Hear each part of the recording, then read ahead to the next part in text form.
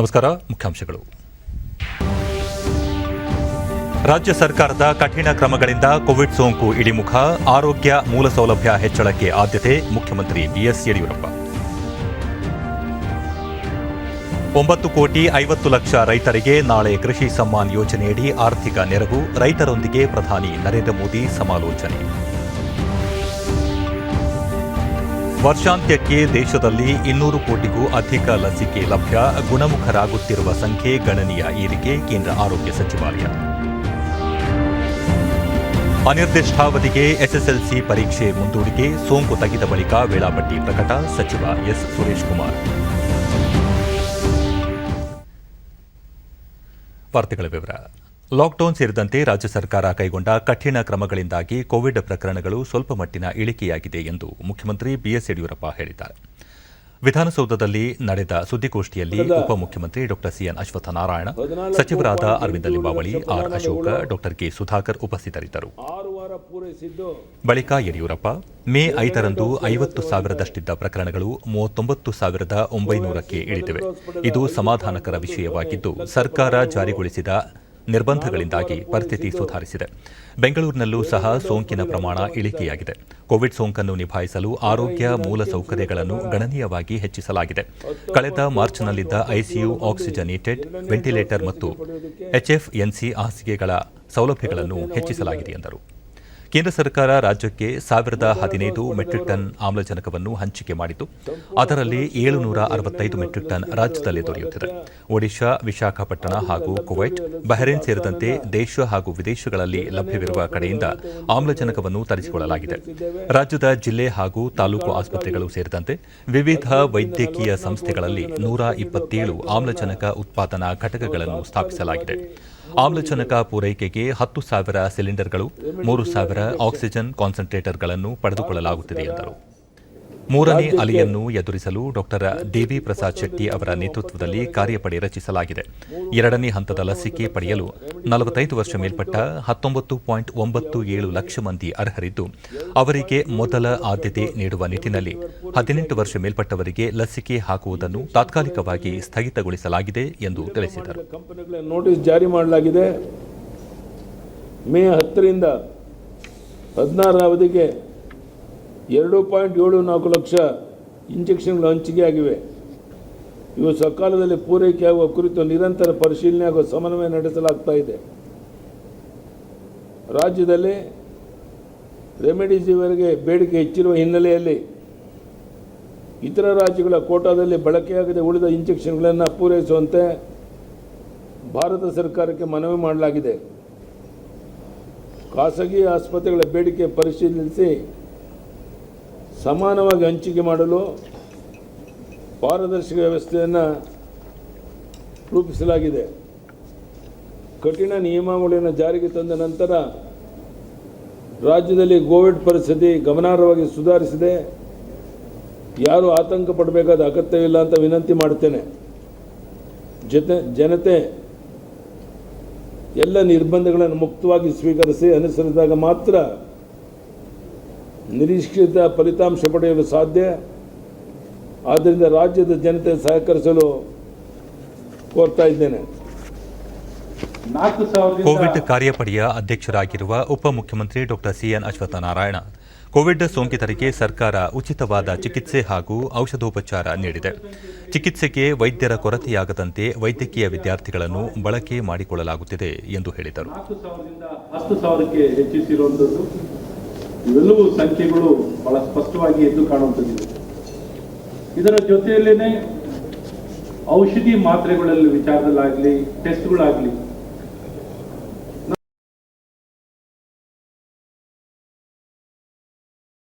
RT-PCR test ಆಗಲಿ ಸಂಪೂರ್ಣವಾಗಿ free of cost ಸರ್ಕಾರದಿಂದ ಮಾಡಿಕೊಡುವಂಥದ್ದಾಗ್ತಿದೆ.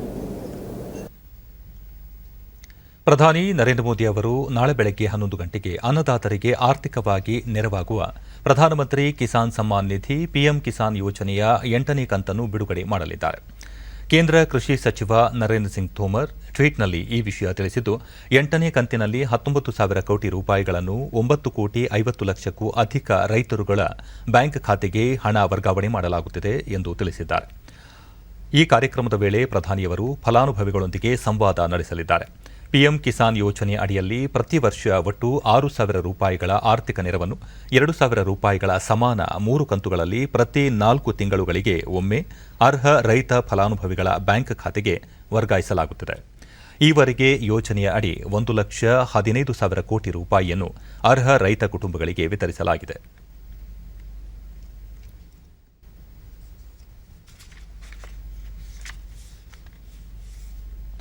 ಬರುವ ಆಗಸ್ಟ್ನಿಂದ ಡಿಸೆಂಬರ್ ತಿಂಗಳೊಳಗೆ ದೇಶದಲ್ಲಿ 216 ಕೋಟಿ ಡೋಸ್ ಲಸಿಕೆ ಲಭ್ಯವಾಗಲಿದೆ ಎಂದು ನೀತಿ ಆಯೋಗದ ಸದಸ್ಯ ಡಾ ವಿಕೆ ಪಾಲ್ ತಿಳಿಸಿದ್ದಾರೆ. ಕೋವಿಶೀಲ್ಡ್ 75 ಕೋಟಿ, ಕೋವ್ಯಾಕ್ಸಿನ್ 55 ಕೋಟಿ, ಬಯೋ ಇಸಬ್ ಯೂನಿಟ್ ಲಸಿಕೆ 30 ಕೋಟಿ, ಡೈಡಸ್ ಕ್ಯಾಡಿಲಾ ಡಿಎನ್ಎ ಲಸಿಕೆ 5 ಕೋಟಿ, ಎಸ್ಐಐ ನೋವಾವ್ಯಾಕ್ಸ್ 20 ಕೋಟಿ, ಬಿಬಿ ನೇಸಲ್ ಲಸಿಕೆ 10 ಕೋಟಿ, ಜಿನೋವಾ ಎಂಆರ್ಎನ್ಎ ಲಸಿಕೆ 6 ಕೋಟಿ, ಸ್ಪುಟ್ನಿಕ್ 15 ಕೋಟಿ 60 ಲಕ್ಷ ಲಸಿಕೆ ಇದರಲ್ಲಿ ಸೇರಿದೆ ಎಂದು ವಿವರಿಸಿದರು. ರಷ್ಯಾದ ಸ್ಪುಟ್ನಿಕ್ ಲಸಿಕೆ ಮುಂದಿನ ವಾರದಿಂದಲೇ ಮಾರುಕಟ್ಟೆಯಲ್ಲಿ ಲಭ್ಯವಾಗಲಿದೆ. ಜುಲೈ ತಿಂಗಳಿನಿಂದ ಸ್ಪುಟ್ನಿಕ್ ಲಸಿಕೆಯ ಉತ್ಪಾದನೆ ಭಾರತದಲ್ಲಿಯೇ ಆರಂಭವಾಗಲಿದೆ ಎಂದು ತಿಳಿಸಿದರು. ಕೋವಿಶೀಲ್ಡ್ ಲಸಿಕೆಯ 2ನೇ ಡೋಸ್ ಪಡೆಯುವ ಅವಧಿಯನ್ನು 6 ರಿಂದ 8 ವಾರದ ಬದಲಾಗಿ 12 ರಿಂದ 16 ವಾರಕ್ಕೆ ವಿಸ್ತರಿಸಲಾಗಿದೆ ಎಂದು ತಿಳಿಸಿದರು. ಭಾರತದಲ್ಲಿ ಲಸಿಕೆ ಅಭಿಯಾನಕ್ಕೆ ಸಂಬಂಧಿಸಿದಂತೆ ವಿವರ ನೀಡಿದ ಅವರು, ಈವರೆಗೆ ದೇಶದಲ್ಲಿ 17 ಕೋಟಿ 72 ಲಕ್ಷ ಡೋಸ್ ಲಸಿಕೆ ನೀಡಲಾಗಿದೆ. ಈ ಪೈಕಿ 45 ವರ್ಷ ಮೇಲ್ಪಟ್ಟ 11 ಕೋಟಿ 3 ಲಕ್ಷ ಜನರಿಗೆ ಪ್ರಥಮ ಡೋಸ್, 2 ಕೋಟಿ 50 ಲಕ್ಷ ಜನರಿಗೆ 2ನೇ ಡೋಸ್ ಸೇರಿ ಒಟ್ಟು 13 ಕೋಟಿ 53 ಲಕ್ಷ ಲಸಿಕೆ ಡೋಸ್ ನೀಡಲಾಗಿದ್ದರೆ 18 ರಿಂದ 44 ವರ್ಷದೊಳಗಿನ 34 ಲಕ್ಷ 81 ಸಾವಿರ ಜನರಿಗೆ ಲಸಿಕೆಯ ಮೊದಲ ಡೋಸ್ ನೀಡಲಾಗಿದೆ ಎಂದು ತಿಳಿಸಿದರು. ಈ ಪೈಕಿ 96 ಲಕ್ಷ ಆರೋಗ್ಯ ಕಾರ್ಯಕರ್ತರಿಗೆ ಪ್ರಥಮ ಡೋಸ್ ಮತ್ತು 66 ಲಕ್ಷ ಆರೋಗ್ಯ ಕಾರ್ಯಕರ್ತರಿಗೆ 2ನೇ ಡೋಸ್ ಲಸಿಕೆ ನೀಡಲಾಗಿದೆ. ಅಲ್ಲದೆ 2 ಕೋಟಿ 22 ಲಕ್ಷ ಮುಂಚೂಣಿಯ ಕಾರ್ಯಕರ್ತರಿಗೆ ಲಸಿಕೆ ನೀಡಲಾಗಿದ್ದು, ಇದರಲ್ಲಿ 1 ಕೋಟಿ 42 ಲಕ್ಷ ಪ್ರಥಮ ಡೋಸ್ ಲಸಿಕೆ ಮತ್ತು 80 ಲಕ್ಷ 2ನೇ ಡೋಸ್ ನೀಡಲಾಗಿದೆ ಎಂದು ವಿವರಿಸಿದರು. 17 ಕೋಟಿ ಲಸಿಕೆ ಹಾಕಲು ಚೈನಾ 119 ದಿನ ತೆಗೆದುಕೊಂಡರೆ ಅಮೆರಿಕ 115 ದಿನಗಳಲ್ಲಿ ಇಷ್ಟು ಲಸಿಕೆ ಹಾಕಿತ್ತು. ಆದರೆ ಭಾರತ 114 ದಿನದಲ್ಲಿ ಈ ಗುರಿ ತಲುಪಿದೆ ಎಂದು ತಿಳಿಸಿದರು.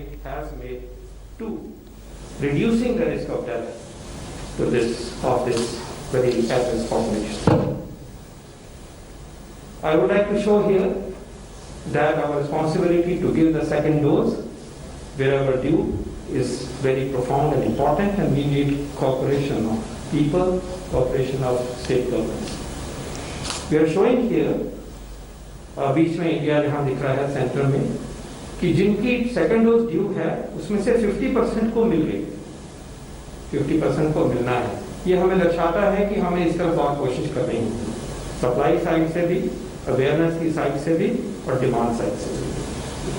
पर ये भी आप देखिए कि लेफ्ट साइड के बॉक्स में वेस्ट बंगाल, सिक्किम, त्रिपुरा, केरल, आंध्र, छत्तीसगढ़, उड़ीसा ने 70% से ज्यादा एलिजिबल जिनकी डोज हो गई कि उनको टीका लगा दिया. जब एक स्थाई पर गवर्नमेंट के लेवल पर ದೇಶದಲ್ಲಿ ಮೇ 3ನೇ ತಾರೀಕಿನಿಂದ ಕೋವಿಡ್ ಸೋಂಕಿತರ ಗುಣಮುಖ ಪ್ರಮಾಣದಲ್ಲಿ ಹೆಚ್ಚಳವಾಗುತ್ತಿದ್ದು, ಪ್ರಸ್ತುತ ಚೇತರಿಕೆ ದರ ಪ್ರತಿಶತ 83.26% ಎಂದು ಆರೋಗ್ಯ ಮತ್ತು ಕುಟುಂಬ ಕಲ್ಯಾಣ ಸಚಿವಾಲಯದ ಜಂಟಿ ಕಾರ್ಯದರ್ಶಿ ಲವ್ ಅಗರ್ವಾಲ್ ತಿಳಿಸಿದ್ದಾರೆ. ಕಳೆದ 3 ದಿನಗಳಿಂದ ದೇಶದಲ್ಲಿ ಕೋವಿಡ್ ಹೊಸ ಸೋಂಕಿನ ಪ್ರಕರಣಗಳ ಸಂಖ್ಯೆಯಲ್ಲಿ ಇಳಿಕೆ ಪ್ರವೃತ್ತಿ ಮುಂದುವರೆದಿದ್ದು, ಇದು ಶೇಕಡಾ 20ರಷ್ಟು ಇಳಿಕೆಯಾಗಿದೆ. ಆದಾಗ್ಯೂ ದೇಶದ 12 ರಾಜ್ಯಗಳಲ್ಲಿ 1 ಲಕ್ಷಕ್ಕಿಂತಲೂ ಅಧಿಕ ಸಕ್ರಿಯ ಪ್ರಕರಣಗಳು ಇವೆ. ಈ ಪೈಕಿ 5,92,202 ಸಕ್ರಿಯ ಪ್ರಕರಣ ಹೊಂದಿರುವ ಕರ್ನಾಟಕ ದೇಶದಲ್ಲಿಯೇ ಮೊದಲ ಸ್ಥಾನದಲ್ಲಿದೆ ಎಂದು ತಿಳಿಸಿದರು.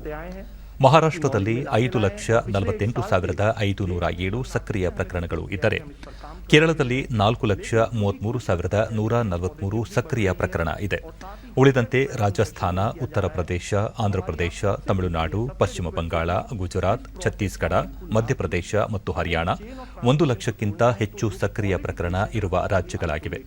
ಉಳಿದಂತೆ ದೇಶದ 8 ರಾಜ್ಯಗಳಲ್ಲಿ 50,000ದಿಂದ 1 ಲಕ್ಷದವರೆಗೆ ಸಕ್ರಿಯ ಪ್ರಕರಣಗಳು ಇವೆ ಎಂದು ಲವ್ ಅಗರ್ವಾಲ್ ವಿವರ ನೀಡಿದರು. इसके साथ ही हम देखते हैं कि पिछले 24 घंटे में देश में 3,62,727 केस रिपोर्ट हुए हैं. यहाँ पर भी हम एक ट्रेंड पा रहे हैं कि देख रहे हैं कि पिछले 3 दिनों से देश में केसेस में एक प्लेटोइंग महसूस होती है और साथ ही एक और विषय हम आप लोगों की दृष्टि में लाना चाहेंगे कि अगर हम पिछले कल का डेटा देखें तो पाते हैं कि देश ने पूरे देश में ही पहली बार हाईएस्ट नंबर ऑफ टेस्ट किए 19.83 लाख, और साथ में हमारे देश में पिछले 3 दिनों से ओवरऑल केस पॉजिटिविटी में कुछ कमी पाई गई, जो कि 20% से कम अब हमारे देश में ओवरऑल पिछले 3 दिनों में नोट की गई है। ಕೇಂದ್ರ ಆರೋಗ್ಯ ಮತ್ತು ಕುಟುಂಬ ಕಲ್ಯಾಣ ಸಚಿವ ಡಾ ಹರ್ಷವರ್ಧನ್ ಅತಿ ಹೆಚ್ಚು ಕೊರೋನಾ ಸಕ್ರಿಯ ಪ್ರಕರಣಗಳಿಂದ ಬಾಧಿತವಾಗಿರುವ 6 ರಾಜ್ಯ ಮತ್ತು ಕೇಂದ್ರಾಡಳಿತ ಪ್ರದೇಶಗಳ ಆರೋಗ್ಯ ಸಚಿವರುಗಳೊಂದಿಗೆ ಇಂದು ವಿಡಿಯೋ ಕಾನ್ಫರೆನ್ಸಿಂಗ್ ಮೂಲಕ ಸಭೆ ನಡೆಸಿದರು. ಕರ್ನಾಟಕ, ಮಹಾರಾಷ್ಟ್ರ, ರಾಜಸ್ಥಾನ, ತಮಿಳುನಾಡು, ಕೇರಳ ಮತ್ತು ದೆಹಲಿಯ ಆರೋಗ್ಯ ಸಚಿವರುಗಳೊಂದಿಗೆ ನಡೆದ ಈ ಸಭೆಯಲ್ಲಿ ಹರ್ಷವರ್ಧನ್ ಕೋವಿಡ್ ಪರಿಸ್ಥಿತಿ ಮತ್ತು ಲಸಿಕೆ ಅಭಿಯಾನದ ಪ್ರಗತಿಯ ಕುರಿತಂತೆ ಪರಾಮರ್ಶೆ ನಡೆಸಿದರು.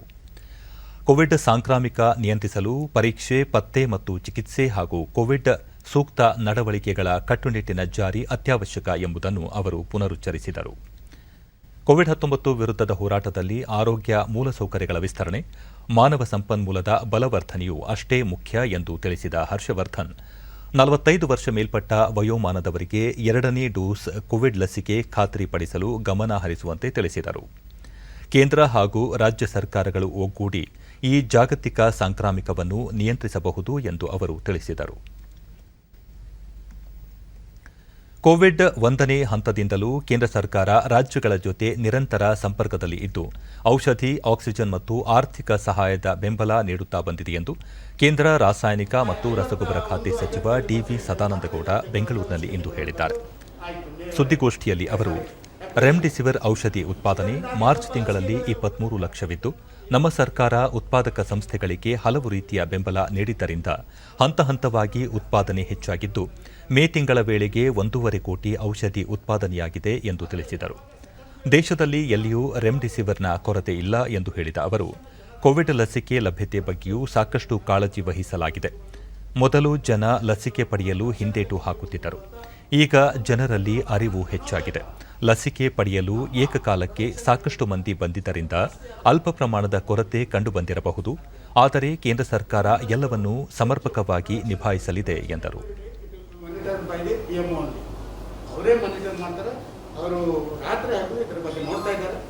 ಒಂದು ವಾರದ ಒಳಗೆ ಸ್ವಲ್ಪ ಮಟ್ಟಿಗೆ ಇದರಲ್ಲಿ ಸುಧಾರಣೆಗಳು ಆಗಬಹುದು ಸರ್. 380 ಆಕ್ಸಿಜನ್ ಸಿಲಿಂಡರ್ಸ್ ಮತ್ತು 400 ಆಕ್ಸಿಜನ್ ಕಾನ್ಸಂಟ್ರೇಟರ್ಸ್ ಗವರ್ಮೆಂಟ್ ಆಫ್ ಇಂಡಿಯಾದಿಂದ ಕರ್ನಾಟಕಕ್ಕೆ ಈಗಾಗಲೇ ರವಾನೆ ಆಗಿದೆ. 1454 ಪಬ್ಲಿಕ್ ಹೆಲ್ತ್ ಫೆಸಿಲಿಟೀಸ್ ಅದು ಗವರ್ಮೆಂಟ್ ಮೆಡಿಕಲ್ ಕಾಲೇಜ್ ಇರ್ಬೋದು, ಗವರ್ಮೆಂಟಿಂದ ಸುಮಾರು 8,046 public health facilities including private medical college ಇದರಲ್ಲಿ ಈಗಾಗಲೇ ಅವೈಲೇಬಲ್ ಮಾಡುವಂಥ ಕೆಲಸ ಕಾರ್ಯಗಳನ್ನು ಕೇಂದ್ರ ಸರ್ಕಾರ ಮಾಡಿದೆ.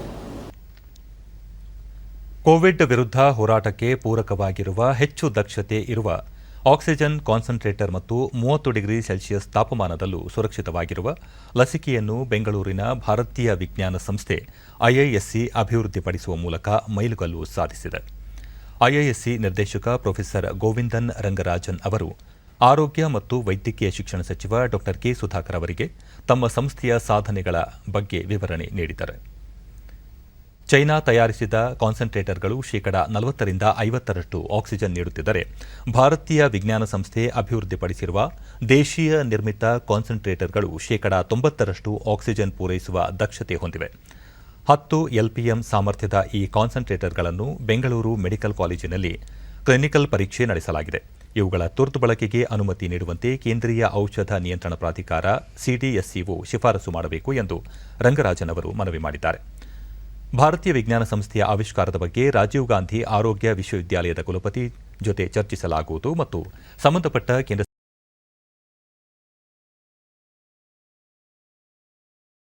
ಲಸಿಕೆಗಳನ್ನು ಕನಿಷ್ಠ ತಾಪಮಾನದಲ್ಲಿ ಶೇಖರಿಸಬೇಕಾಗಿದೆ. ಭಾರತೀಯ ವಿಜ್ಞಾನ ಸಂಸ್ಥೆ ನೂತನವಾಗಿ ಅಭಿವೃದ್ಧಿಪಡಿಸಿರುವ ಲಸಿಕೆ ನ್ಯೂಟ್ರಲೇಶ್ ಆಗಿದ್ದು 30 ಡಿಗ್ರಿ ಸೆಲ್ಸಿಯಸ್ ತಾಪಮಾನದ ಕೊಠಡಿಯಲ್ಲೂ ದಾಸ್ತಾನು ಮಾಡಬಹುದಾಗಿದೆ. ಕ್ಲಿನಿಕಲ್ ಪರೀಕ್ಷೆ ನಡೆಯಬೇಕಿದ್ದು ಅದು ಯಶಸ್ವಿಯಾದರೆ ಕೋವಿಡ್ ವಿರುದ್ಧ ಹೋರಾಟದಲ್ಲಿ ಹೊಸ ಮೈಲುಗಲ್ಲು ಸಾಧಿಸಿದಂತಾಗುತ್ತದೆ.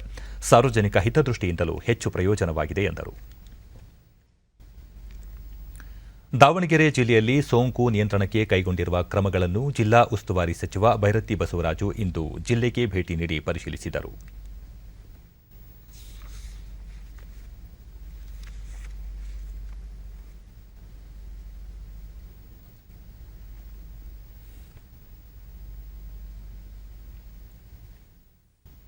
ಡೆತ್ ಆದಾಗ ಸರ್ ಮೈಲ್ಡ್ ಮತ್ತು ಮಾಡರೇಟ್ ಕೇಸ್ಗಳನ್ನ ಟ್ರೀಟ್ಮೆಂಟ್ಗೋಸ್ಕರ ನಾವು ಹಾಸ್ಪಿಟಲ್ ಇಟ್ಕೊಂಡು ತರಬೇತಿ ಆದ ತಕ್ಷಣ ಇಮಿಡಿಯೇಟ್ ಆಗಿ ಅದಕ್ಕೋಸ್ಕರ ಅಂತಾನೆ 256 ಇಟ್ಕೊಳ್ಳೋದು. ಈಗ ಅವ್ರಿಗೆ ಮತ್ತು ಅವರಿಗೆ ನಂತರ ಜಿಲ್ಲೆಗೆ ಬೇಕಾದ ಆಮ್ಲಜನಕ ಹಾಗೂ ಸೋಂಕಿತರ ಚಿಕಿತ್ಸೆ ಕುರಿತಂತೆ ಜಿಲ್ಲಾಧಿಕಾರಿ ಕಚೇರಿಯಲ್ಲಿ ಅಧಿಕಾರಿಗಳ ಸಭೆ ನಡೆಸಿದರು. ಸಭೆಯಲ್ಲಿ ಸಂಸದ ಜಿಎಂ ಸಿದ್ದೇಶ್ವರ್, ಜಿಲ್ಲಾಧಿಕಾರಿ ಮಹಾಂತೇಶ ಬೀಳಗಿ, ಶಾಸಕ ರೇಣುಕಾಚಾರ್ಯ, ಲಿಂಗಪ್ಪ ಮತ್ತು ಅಧಿಕಾರಿಗಳು ಉಪಸ್ಥಿತರಿದ್ದರು. ಸಂಸದ ಜಿಎಂ ಸಿದ್ದೇಶ್ವರ್ ಬೆಂಗಳೂರು ಮಾದರಿಯಲ್ಲಿ ದಾವಣಗೆರೆಯಲ್ಲಿ ಕ್ರಯೋಜೆನಿಕ್ ಸಿಲಿಂಡರ್ ಮೂಲಕ ಆಮ್ಲಜನಕ ಪೂರೈಕೆಗೆ ಕೇಂದ್ರ ಸರ್ಕಾರಕ್ಕೆ ಮನವಿ ಮಾಡಲಾಗುವುದು ಎಂದು ತಿಳಿಸಿದರು. ಅದಕ್ಕೆ ತುಂಬಿಸೋ ವ್ಯವಸ್ಥೆ ನಾವು ಮಾಡ್ತೀವಿ ಬಂದರೆ. ಈಗೇನಾದ್ರೆ ಮತ್ತೆ ಟ್ಯಾಂಕರ್ ಹೋಗಿದ್ರೆ ಅಥವಾ ಒಂದೆರಡು ಕೊಡೋದಾದ್ರೆ ತುಂಬಿಸೋ ವ್ಯವಸ್ಥೆ ನಾನು ಮಾಡ್ತೀನಿ. ಲಾಕ್ಡೌನ್ ಆದಾಗ ಸಚಿವ ಭೈರತಿ ಬಸವರಾಜು, ರೈತರ ನೆರವಿಗೆ ಸರ್ಕಾರ ಸಿದ್ಧವಿದ್ದು ಮುಂದಿನ ದಿನಗಳಲ್ಲಿ ಜಿಲ್ಲೆಯ ಕೃಷಿ ಉತ್ಪನ್ನಗಳ ಖರೀದಿಗೆ ಕೃಷಿ ಸಚಿವರೊಂದಿಗೆ ಚರ್ಚಿಸಲಾಗುವುದು ಎಂದರು. ಜಿಲ್ಲೆಯ ಖಾಸಗಿ ಆಸ್ಪತ್ರೆಗಳು 50% ಹಾಸಿಗೆಗಳನ್ನು ಸರ್ಕಾರಕ್ಕೆ ಬಿಟ್ಟುಕೊಡಬೇಕು ಮತ್ತು ಸೋಂಕಿತರಿಗೆ ಸೂಕ್ತ ಚಿಕಿತ್ಸೆ ನೀಡಬೇಕು ಎಂದರು. ಅವರು ಕೂಡ ಮುಂದೆ ಬಂದಿದ್ದಾರೆ. ಹಾಗಾಗಿ ಇದು ಏನು ತೊಂದರೆ ಆಗ್ತಿರುತ್ತೆ ನೋಡ್ಕೊಳ್ಳೋ ಜವಾಬ್ದಾರಿ ಬೆಡ್ ಕೊರತೆ ಇಲ್ಲ. ನಮಗೆ ಆಕ್ಸಿಜನ್ ಬೆಡ್, ICU ಮತ್ತೆ ವೆಂಟಿಲೇಟರ್ ಕೊರತೆ ಇದೆ ಮಾತ್ರ ನಾವು ಹೇಳ್ತಾ ಇದ್ದೇವೆ ಹೊತ್ತು ಬೆಡ್ ಕೊರತೆ ಯಾವುದು ಬೆಡ್ ಕೊರತೆ ಆಗಂತ ಆಗ್ತಾ ಇಲ್ಲ ಅನ್ನೋ ಮಾತನ್ನ ಹೇಳಿದ್ದಾರೆ. ಅದು ಆಗ್ತಾ ಇಲ್ಲ. ಎಷ್ಟು ಬೆಡ್ ನಾನು ಬಂದಮೇಲೆ ರಾಜ್ಯ ಸಚಿವ ಸಂಪುಟದ ಎಲ್ಲ ಸಚಿವರ 1 ವರ್ಷದ ವೇತನವನ್ನು ಕೋವಿಡ್-19 ಪರಿಹಾರ ನಿಧಿಗೆ ದೇಣಿಗೆಯಾಗಿ ಪಾವತಿಸಲು ರಾಜ್ಯ ಸರ್ಕಾರ ಆದೇಶಿಸಿದೆ. ಇತ್ತೀಚೆಗೆ ಮುಖ್ಯಮಂತ್ರಿ ಅವರ ನೇತೃತ್ವದಲ್ಲಿ ನಡೆದ ಸಭೆಯಲ್ಲಿ ಎಲ್ಲ ಸಚಿವರು 1 ವರ್ಷದ ವೇತನವನ್ನು ಕೋವಿಡ್ ಪರಿಹಾರ ನಿಧಿಗೆ ನೀಡುವಂತೆ ಸೂಚಿಸಲಾಗಿತ್ತು. ಅದರಂತೆ ಇಂದು ಸಿಬ್ಬಂದಿ ಮತ್ತು ಆಡಳಿತ ಸುಧಾರಣಾ ಇಲಾಖೆ ಆದೇಶ ಹೊರಡಿಸಿದ್ದು, ಮೇ 1ರಿಂದ ಅನ್ವಯವಾಗುವಂತೆ 1 ವರ್ಷದ ವೇತನವನ್ನು ಕೋವಿಡ್ ಪರಿಹಾರ ನಿಧಿಗಾಗಿ ಕಡಿತ ಮಾಡುವುದಾಗಿ ತಿಳಿಸಿದೆ. ಮುಖ್ಯಮಂತ್ರಿ ಬಿಎಸ್ ಯಡಿಯೂರಪ್ಪ ಅವರು ಟ್ವೀಟ್ ಮಾಡಿ ಆದೇಶ ಹೊರಡಿಸಿರುವುದನ್ನು ದೃಢಪಡಿಸಿದ್ದಾರೆ. ಇತ್ತೀಚೆಗೆ ಕರ್ನಾಟಕದಲ್ಲಿ ಕೋವಿಡ್ ಪ್ರಕರಣಗಳ ಸಂಖ್ಯೆ ಹೆಚ್ಚುತ್ತಿದೆ. ಈ ಹಿನ್ನೆಲೆಯಲ್ಲಿ ಸರ್ಕಾರ ಮಿತವ್ಯಯದ ಸೂತ್ರ ಅನುಸರಿಸುತ್ತಿದೆ.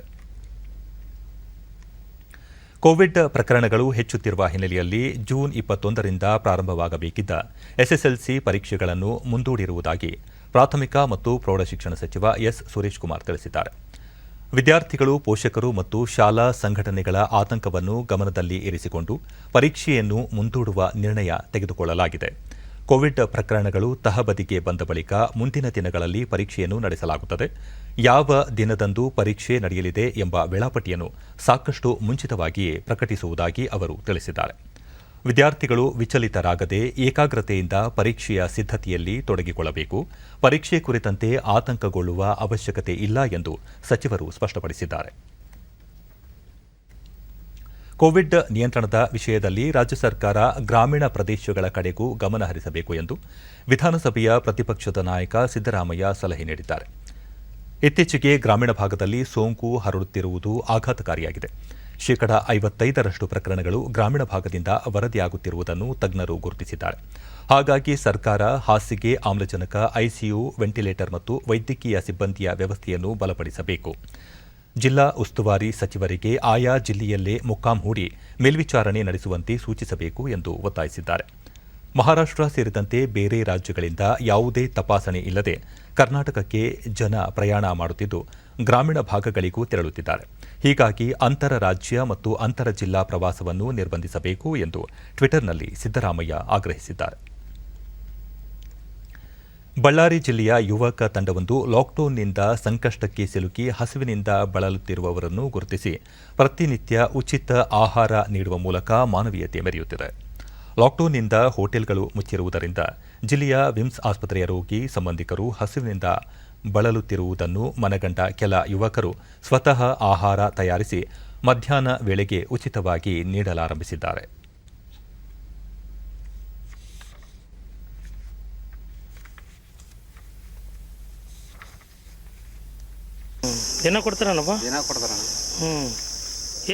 ಫಲಾನುಭವಿ ಪರಮೇಶ್ ಲಾಕ್ಡೌನ್ ಅವಧಿಯಲ್ಲಿ ಈ ಯುವಕರ ಕಾರ್ಯ ಶ್ಲಾಘನೀಯ ಎಂದು ಮೆಚ್ಚುಗೆ ವ್ಯಕ್ತಪಡಿಸಿದರು.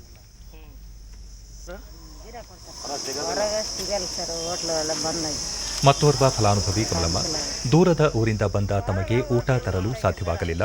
ಇಂತಹ ಸಂದರ್ಭದಲ್ಲಿ ಯುವಕರ ಈ ಸೇವೆ ಬಹಳಷ್ಟು ಮಂದಿಯ ಹಸಿವನ್ನು ನೀಗಿಸುತ್ತಿದೆ ಎಂದರು. ವೀರೇಶ್, ಹೋಟೆಲ್ಗಳಿಲ್ಲದ ಸಮಯದಲ್ಲಿ ಯುವಕರ ತಂಡದ ಕಾರ್ಯಕ್ಕೆ ಧನ್ಯವಾದ ತಿಳಿಸಿದರು.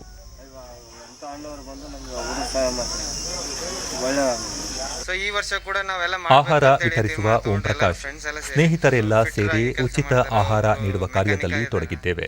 ಪ್ರತಿಯೊಬ್ಬರೂ ಒಂದೊಂದು ವೃತ್ತಿಯಲ್ಲಿ ಇದ್ದೇವೆ. ಇದೀಗ ಲಾಕ್ಡೌನ್ ರಜೆಯನ್ನು ಸದ್ಬಳಕೆ ಮಾಡಿಕೊಳ್ಳಲು ಈ ಸೇವೆಯನ್ನು ನಡೆಸುತ್ತಿದ್ದೇವೆ ಎಂದರು. ಸರ್ ಒಂದೊಂದು ದಿನ ನಮ್ಮ ಫಸ್ಟ್ ದಿನ ಬಂದು ಲೆಮನ್ ರೈಸ್ ಮಾಡಿದ್ವಿ ಸರ್, ಸೆಕೆಂಡ್ ಟೊಮೆಟೊ ರೈಸ್ ಮಾಡಿವಿ. ನಮ್ಮ ಫ್ರೆಂಡ್ಸ್ ಎಲ್ಲ ಸೇರಿ. ಮತ್ತೋರ್ವ ಯುವಕ ನಾಗರಾಜ್, ವಿಮ್ಸ್ ಆಸ್ಪತ್ರೆ ಆವರಣದಲ್ಲಿ ಇರುವ ರೋಗಿಗಳ ಸಂಬಂಧಿಕರಿಗೆ ಪ್ರತಿದಿನ ಮಧ್ಯಾಹ್ನದ ಊಟ, ನೀರು, ಒಂದು ಬಾಳೆಹಣ್ಣು ಸೇರಿದ ಪೊಟ್ಟಣವನ್ನು ನೀಡುತ್ತಿದ್ದೇವೆ ಎಂದರು. ಮಾರ್ಗದರ್ಶನ ಮಾಡ್ತಿದ್ದಾರೆ, ಅವರೆಲ್ಲರೂ ಸೇರಿ ನಾವು ಮಾಡಕತ್ತೀವಿ. ಕೊರೋನಾ ವಿರುದ್ಧ ಹೋರಾಟದಲ್ಲಿ ಸಕ್ರಿಯವಾಗಿ ತೊಡಗಿಸಿಕೊಂಡಿರುವ ಪೊಲೀಸರು ಸೋಂಕಿನಿಂದ ತಮ್ಮನ್ನು ತಾವು ರಕ್ಷಿಸಿಕೊಳ್ಳಲು ಹಲವು ನೂತನ ಕ್ರಮಗಳ ಮೊರೆ ಹೋಗುತ್ತಿದ್ದಾರೆ. ಈ ನಿಟ್ಟಿನಲ್ಲಿ ಚಾಮರಾಜನಗರ ಜಿಲ್ಲೆಯ ಗುಂಡ್ಲುಪೇಟೆಯ ಪೊಲೀಸ್ ಸಿಬ್ಬಂದಿ ಹಬೆ ತೆಗೆದುಕೊಳ್ಳುವ ಮೂಲಕ ಸೋಂಕಿನಿಂದ ರಕ್ಷಿಸಿಕೊಳ್ಳಲು ಮುಂದಾಗಿದ್ದಾರೆ. ಪ್ರತಿದಿನ ಕರ್ತವ್ಯಕ್ಕೆ ಹಾಜರಾದಾಗ ಮತ್ತು ಮನೆಗೆ ತೆರಳುವ ಮುನ್ನ ಠಾಣೆಯಲ್ಲಿ ಅಳವಡಿಸಲಾಗಿರುವ ಹಬೆ ಕೊಳವೆಗಳ ಮೂಲಕ ಹಬೆ ತೆಗೆದುಕೊಂಡು ಸೋಂಕಿನಿಂದ ರಕ್ಷಿಸಿಕೊಳ್ಳಲು ಮುಂದಾಗಿದ್ದಾರೆ.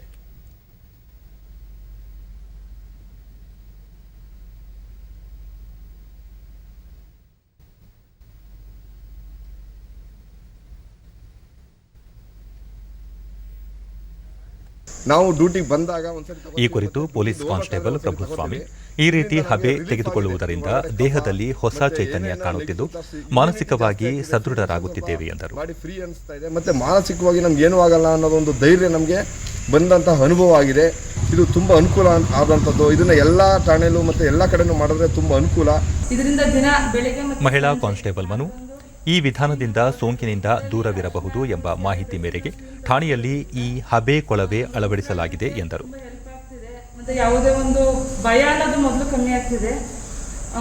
ಇಲ್ಲಿ ನೈಸರ್ಗಿಕವಾಗಿ ಎಲ್ಲನೂ ಸಿಗುವಂತಂಗೆ ಆಗಿರೋದ್ರಿಂದ ಉಸಿರಾಡೋದಕ್ಕೆ ಮತ್ತೆ ಶ್ವಾಸಕೋಶದಲ್ಲಿ ಏನೋ ಒಂದು ಹೊಸ ಫೀಲ್ ಆಗ್ತಿದೆ. ಮಾರ್ಪಾಡು ಮಾಡಿ ಹೆಡ್ ಕಾನ್ಸ್ಟೇಬಲ್ ಮಹೇಶ್, ಕುಕ್ಕರ್ನಲ್ಲಿ ನೀರನ್ನು ಕುದಿಸಿ ಅದಕ್ಕೆ ಅರಿಶಿಣ, ತುಳಸಿ ಎಲೆಗಳನ್ನು ಹಾಕಲಾಗುವುದು. ನಂತರ ಪೈಪ್ ಸಹಾಯದಿಂದ ಹಬೆ ಪೂರೈಕೆಯಾಗುತ್ತದೆ. ಅದನ್ನು ಪ್ರತಿಯೊಬ್ಬರೂ ತೆಗೆದುಕೊಳ್ಳುತ್ತೇವೆ ಎಂದು ತಿಳಿಸಿದರು. ಮತ್ತೆ ಎಲ್ಲ ಮಾಬಲ್ಲಿ ಎಲ್ಲ ಇದು ಮಾಡಿರ್ತೀವಲ್ಲ, ನಮ್ಗೆ ಎಂಟಿದ್ರೆ ಆ ಕ್ರಿಮಿಗಳು ಸಾಯ್ತವೆ ಅನ್ನೋ ಉದ್ದೇಶದಿಂದ ಹಬೆ ತಗೋತೀವಿ. ಕೊರೋನಾ ಸಾಂಕ್ರಾಮಿಕದಿಂದಾಗಿ ಈ ಬಾರಿಯ ರಂಜಾನ್ ಹಬ್ಬವನ್ನು ಸರಳ ಹಾಗೂ ಸಾಂಪ್ರದಾಯಿಕವಾಗಿ ಆಚರಿಸಲು ಮುಸ್ಲಿಂ ಧರ್ಮ ಗುರುಗಳಾದ ಉಸ್ಮಾನ್ ಶರೀಫ್ ಮುಸ್ಲಿಂ ಬಾಂಧವರಿಗೆ ಮೈಸೂರಿನಲ್ಲಿ ಕರೆ ನೀಡಿದ್ದಾರೆ.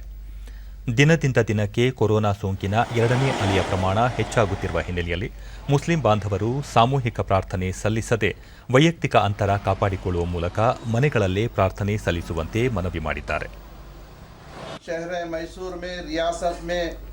ಡಿಡಿ ನ್ಯೂಸ್ನೊಂದಿಗೆ ಅಬ್ದುಲ್ ರಜಾಕ್, ಕೊರೋನಾ ಸಾಂಕ್ರಾಮಿಕ ಸಂದರ್ಭದಲ್ಲಿ ಸರ್ಕಾರದ ನಿಯಮಗಳನ್ನು ಪಾಲಿಸುವುದು ತಮ್ಮ ಕರ್ತವ್ಯವಾಗಿದ್ದು ಮನೆಗಳಲ್ಲಿಯೇ ಹಬ್ಬವನ್ನು ಸರಳವಾಗಿ ಆಚರಿಸಲು ನಿರ್ಧರಿಸಲಾಗಿದೆ ಎಂದರು. गाइडलाइंस के साथ साथ ये लॉकडाउन भी लागू हो गया है. ये लॉकडाउन की पाबंदियां हमें ज़रूरी करनी चाहिए. मसाजिद में जाना मना है. मसाजिद में 3-4 आदमी नमाज पढ़ सकते हैं. बाकी के जो हैं तमाम आदमी अपने अपने घरों में नमाज ईद अदा करें. इस तरह सीधी सादी ईद मनाएं और इस वायरस से बचने की जितनी भी कोशिश करनी चाहिए. ಲಾಕ್ಡೌನ್ ಮೊಹಮ್ಮದ್, ಹಿರಿಯ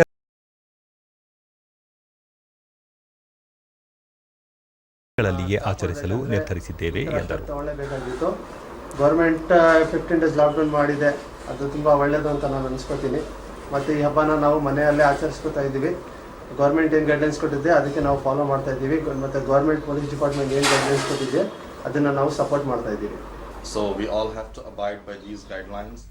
ಉತ್ತರ ಕನ್ನಡ ಜಿಲ್ಲೆಯಾದ್ಯಂತ ಕೋವಿಡ್-19 ಲಸಿಕೆ ಅಭಿಯಾನ ಯಶಸ್ವಿಯಾಗಿ ಅನುಷ್ಠಾನಗೊಳ್ಳುತ್ತಿದೆ.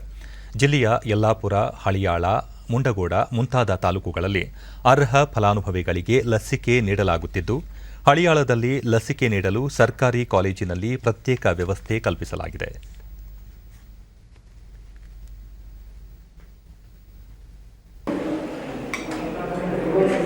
ನಾನು ಡಾಕ್ಟರ್ BS ಸಿನ್ನೂರ್, ತಾಲೂಕು ಈ ಕುರಿತು ಆರೋಗ್ಯಾಧಿಕಾರಿಗಳು ಡಿಡಿ ನ್ಯೂಸ್ನೊಂದಿಗೆ ಹಳಿಯಾಳ ತಾಲೂಕು ಆರೋಗ್ಯಾಧಿಕಾರಿ ಡಾಕ್ಟರ್ ಬಿಎಸ್ ಸಿಂಧನೂರ ಪ್ರತಿದಿನ 100 ಜನರಿಗೆ ಲಸಿಕೆ ನೀಡಲಾಗುತ್ತಿದ್ದು ಲಸಿಕೆ ಪಡೆಯಲು ಬಂದವರಿಗೆ ಸೋಂಕು ಹರಡದಂತೆ ಮುನ್ನೆಚ್ಚರಿಕೆ ವಹಿಸಲಾಗಿದೆ ಎಂದರು. ಸೊ ಈಗಾಗಲೇ ನಿನ್ನೆ 100 ಜನ ಮಾಡಿಸ್ಕೊಂಡು ಹೋಗಿದ್ದಾರೆ. ಇವತ್ತಿಗೆ 81 ಜನದ ಆಗಲೇ ಆಗಿದೆ. ಇನ್ನು ಉಳಿದ ಏನು ಬಾಕಿ ಇಳಿದ 19 ಜನ ಅವರು ಬಂದು ಮಾಡಿಸ್ಕೊಳ್ತಾರೆ. ಐಸಿಸಿ ಪುರುಷರ ಕ್ರಿಕೆಟ್ ಟೆಸ್ಟ್ ತಂಡದ ಶ್ರೇಯಾಂಕದಲ್ಲಿ ಐಸಿಸಿ ವರ್ಲ್ಡ್ ಟೆಸ್ಟ್ ಅಂತಿಮ ಹಣಾಹಣಿಗೆ ಅರ್ಹತೆ ಪಡೆದಿರುವ ಭಾರತ ಮತ್ತು ನ್ಯೂಜಿಲೆಂಡ್ ಮೊದಲ 2 ಸ್ಥಾನ ಕಾಯ್ದುಕೊಂಡಿವೆ. ನ್ಯೂಜಿಲೆಂಡ್ಗಿಂತ 1 ರೇಟಿಂಗ್ ಅಂಕ ಹೆಚ್ಚು ಪಡೆದಿರುವ ಭಾರತ ತಂಡ ಒಟ್ಟಾರೆ 121 ಅಂಕಗಳೊಂದಿಗೆ ಪಟ್ಟಿಯಲ್ಲಿ ಮೊದಲ ಸ್ಥಾನದಲ್ಲಿ ಇದೆ. ಈ ಮಧ್ಯೆ ಆಸ್ಟ್ರೇಲಿಯಾವನ್ನು ಹಿಂದೆ ತಳ್ಳಿರುವ ಇಂಗ್ಲೆಂಡ್ 3ನೇ ಸ್ಥಾನಕ್ಕೆ ಏರಿದೆ. ಪಾಕಿಸ್ತಾನ 5ನೇ ಸ್ಥಾನದಲ್ಲಿ ಇದೆ.